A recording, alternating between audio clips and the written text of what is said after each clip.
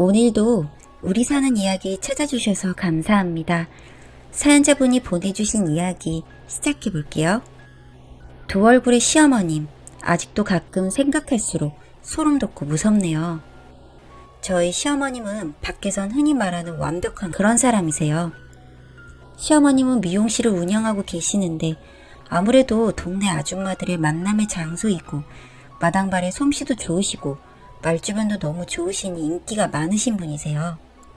더군다나 동네 자체가 좁기 때문에 동네 아줌마가 100명이라고 치면 99명은 시어머님 미용실에 와서 머리를 한다고 생각하시면 됩니다. 그 정도로 온 동네 사람들이 이 미용실을 다니고 시어머님과 관계 역시도 돈독한 편입니다. 제가 남편과 결혼을 하게 되었을 때도 결혼식장이 거의 무슨 동네 잔치 수준으로 동네의 모든 분들이 축하해 주시러 와주셨어요. 그게 너무 감사하고 신기하고 그래서 따로 동네 분들에게 대접을 할 정도였습니다. 시어머님은 따로 밥을 하지 않아도 점심때 되면 여기저기서 점심을 지원해주고 챙겨주고 그러더라고요. 아버님은 남편이 대학생일 때 바람나셔서 새살림을 차리고 도망가셨다고 들었습니다. 그래서 남편 역시도 아빠에 대한 미련도 없고 그리움도 없다고 하더라고요. 그런 남편과 아가씨를 어머님이 이 미용실로 먹여 살렸고 그래서 더 애틋하고 죄송하고 항상 감사하다고 하더라고요. 남편은 저랑 3년 살짝 넘게 연애를 하다 결혼을 했습니다.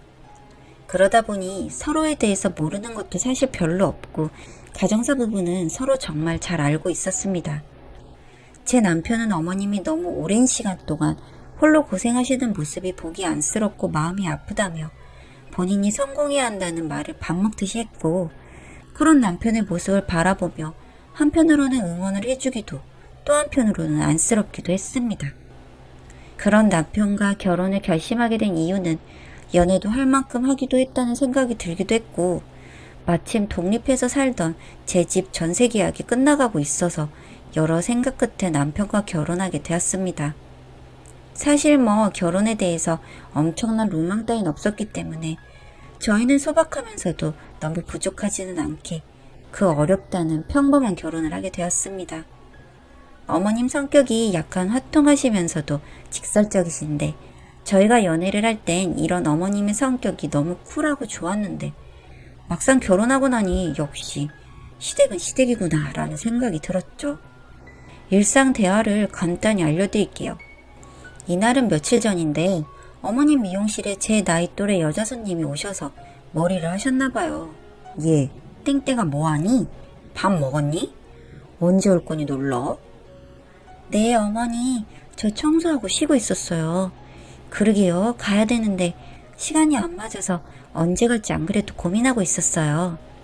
아니 됐고 오늘 손님 중에 너랑 동갑 같아 보이는 아가씨가 왔는데 세상 너무 곱더라. 자기 관리도 얼마나 잘하는지 몸매가 그냥 마네킹이야. 근데 반전은 뭔지 알아? 애 엄마래. 내가 듣고 깜짝 놀랐잖아. 아무리 아기를 낳았다 해도 남편한테 이뻐 보이고 싶어서 그렇게 관리를 했다고 하더라. 대단하지 않니? 심지어 애가 이제 돌 지났는데 그 돌쟁이를 보면서 운동도 하고 그랬다고 하더라. 저런 사람은 무조건 성공하지. 분명히. 안 그러니? 아, 네. 대단한 사람이네요. 멋진 사람이네요. 예, 땡땡아. 반응이 그러면 어떡하니? 내가 이 말을 왜 하겠어. 너 아직 애도 없는데 벌써 그렇게 통통하면 나중에 임신하고 돼지 될 수도 있어. 진짜 그러면 임신 축도뿐만 아니라 너 건강에도 애기 건강에도 위험해. 그리고 지금 결혼한 지가 니네가 4개월이 넘어가는데 신혼부부만 눈만 마주도 불타오를 때 왜 여태 애기 소식이 없니? 아무리 생각해도 이상해. 그래서 내가 생각을 해보니 아무래도 네가 살집이 있어서 그런 것 같아.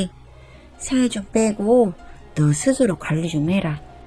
요즘엔 결혼했다고 끝이 아니야. 그렇게 관리 안 하다가 남편이 바람펴도 솔직히 할 말 없지. 뭐 안 그러니?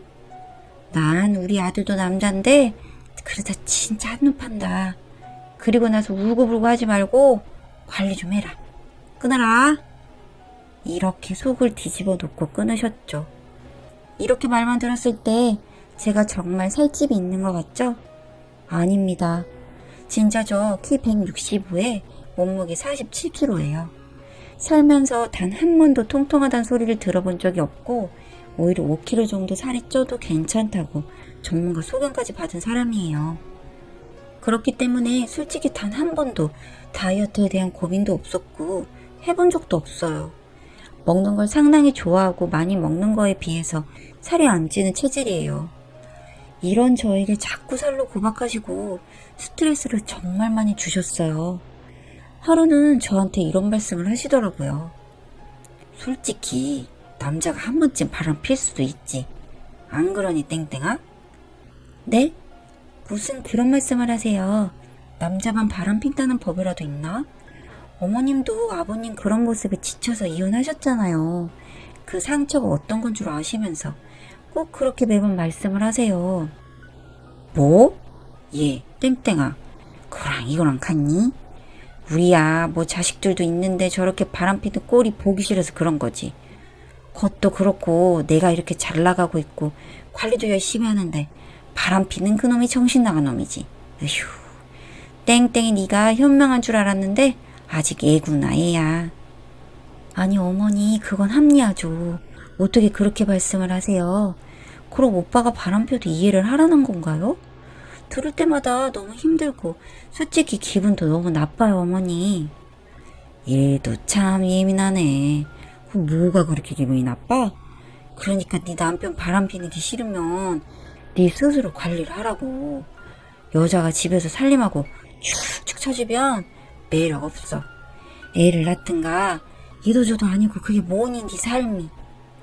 아니 어머니 저희 지금 아이 가지려고 병원 다니면서 노력하고 있는 거 뻔히 아시면서 제가 지금 그냥 노는 게 아니잖아요.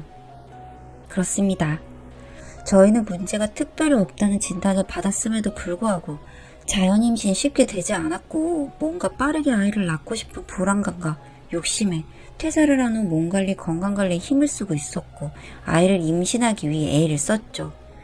그런 저에게 저렇게 미친듯이 매번 스트레스를 보태던 어머님이 너무 싫고 짜증도 났지만 제가 사랑하는 사람의 엄마인데 어째요. 그리고 무엇보다 남편이 자상하고 임신에 애를 쓰는 저를 많이 다독여주고 참 좋았습니다.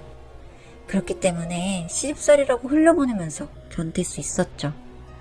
그러던 어느 날 우연스레 어머님과 점심 먹으러 미용실 가는 길에 동네 아줌마들 수근거리는 소리를 듣게 됩니다. 땡땡인가? 그 신며느리 참 불쌍하지. 아무것도 모르잖아. 알았어 봐. 뒤집고 난리 나지. 아, 나였어도. 왜? 무슨 일인데? 말 좀 해봐. 아, 나도 궁금하네. 자기 몰라? 그 왜 미용실 며느리 일 가지려고 노력한다고 하잖아. 근데 그 미용실 사장 아들 어렸을 때 사고 쳐서 애 있잖아. 그리고 혼인신고 안 하고 살다가 둘이 찢어지고 그때 묶었대. 2번 다시 애 안 낳겠다고. 근데 세상에 지 마누라는 감쪽같이 속이고 저러고 있네. 둘 다 너무 소름 끼치지 않아? 듣는데 머리가 새하얗게 변하고 다리에 힘이 풀렸죠. 다가가서 자세히 듣게 되었고 어떻게 할까 수백 번 수천 번 고민을 했답니다. 진짜 어떻게 해야 저 사람들 눈에 피눈물 나게 할까. 뻔뻔하고 당당한 태도가 사람을 더 화나게 만들었어요. 일단 변호사 선임이 우선이었어요. 아무래도 관련 지식이 부족하다 보니 이런 상황의 이혼이나 증거 등등 어떻게 해야 하는지 알아야 했습니다. 그래서 일단 변호사를 선임하게 되었고 말씀대로 차근차근 이혼 소송을 준비했습니다. 그리고 그 전 부인을 찾아냈어요. 그 사람도 제 남편에 대한 증오심, 악감정 등이 있을 테니 힘을 합쳐보려고 말이죠. 역시나 예상대로 살인이 죄만 아니라면 딱 죽이고 싶다고 말하더라고요. 그리고 어머님이 협박 등으로 저에게 이 모든 사실을 알리지도 못했다고 해요. 결혼을 막아주려고 했대요. 제 인생 아작날게 보여서. 이 사람과 힘을 합쳐서 어느 날 갑자기 일하고 있는 남편의 회사로 쳐들어가서 이 모든 사실을 저 그리고 전 부인, 아이 이렇게 현장에 증거가 있는 상태로 터뜨렸습니다.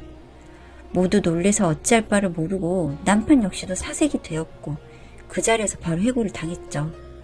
상의도 없이 이게 무슨 일이냐고 난리를 치면서도 잘못했다고 빌기도 하고 사람인가 싶을 정도로 보이는 이중성.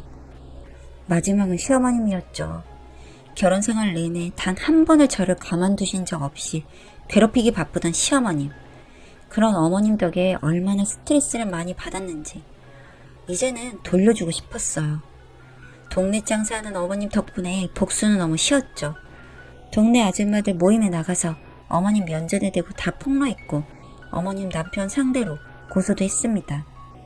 속았고 몰랐고 속고 있었고 억울하고 이 모든 지옥 같던 악몽을 꾼 듯한 시간이 지난 지가 1년이 되었어요. 더러운 진흙탕 싸움이었고 너무 견디기 버거운 날도 있었지만 결론적으로는 이혼을 절대 안 해주겠다는 남편을 뒤로하고 이혼 소송에서 승소를 했고 위자료도 받았습니다. 그리고 저를 속인 두 사람 고소를 한 부분도 인정돼서 죗값을 치렀으며 어머님의 한평생이 담긴 미용실도 망해서 문을 닫았고 동네 자체에서 얼굴을 들고 다닐 수 없을 지경이라 한평생을 살던 동네를 떠났다고 하더라고요.